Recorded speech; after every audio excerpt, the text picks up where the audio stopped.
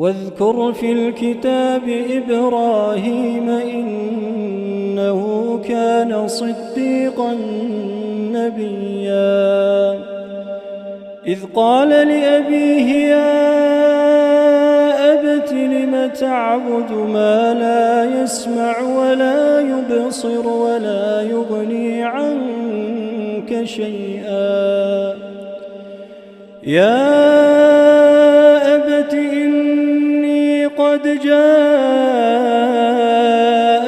من العلم ما لم يأتك فاتبعني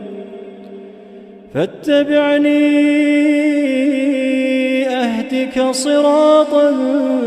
سويا يا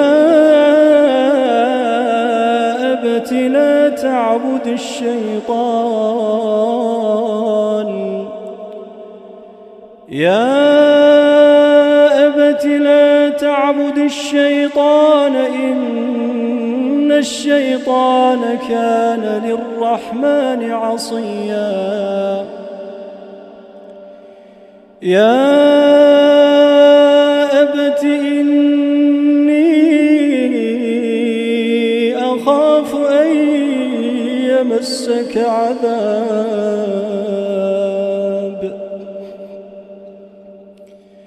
يا أبت إني أخاف أن يمسك عذاب من الرحمن فتكون للشيطان وليا يا أبت إني أخاف أن يمسك عذاب من الرحمن فتكون للشيطان وليا قال أراغب أنت عن آلهتي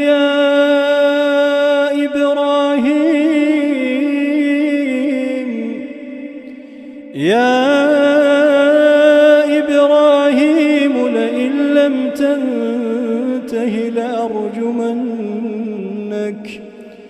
لأرجمنك واهجرني مليا قال سلام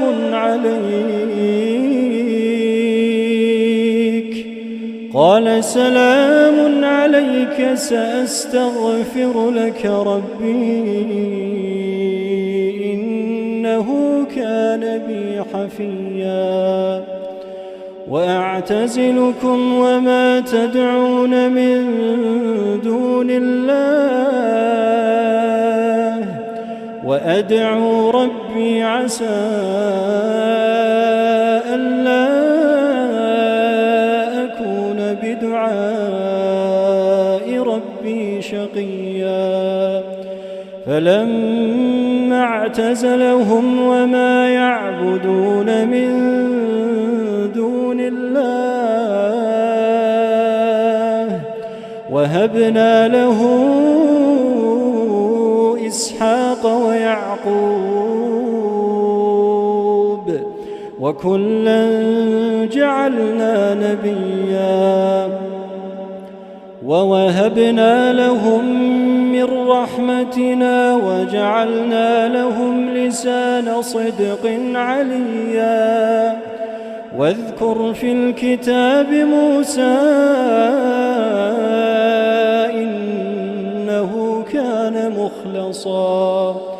إنه كان مخلصا وكان رسولا نبيا وناديناه من جانب الطور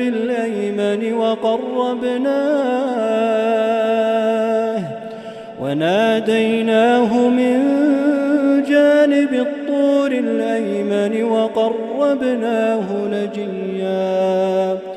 ووهبنا له من رحمتنا أخاه هارون أخاه هارون نبيا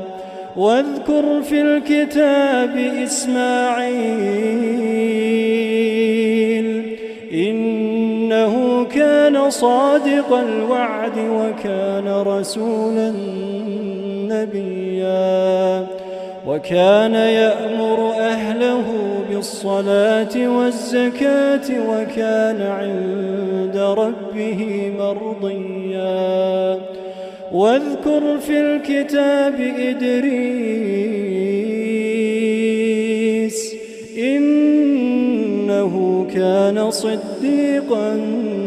نبيا ورفعناه مكانا عليا. شهر رمضان الذي أنزل فيه القرآن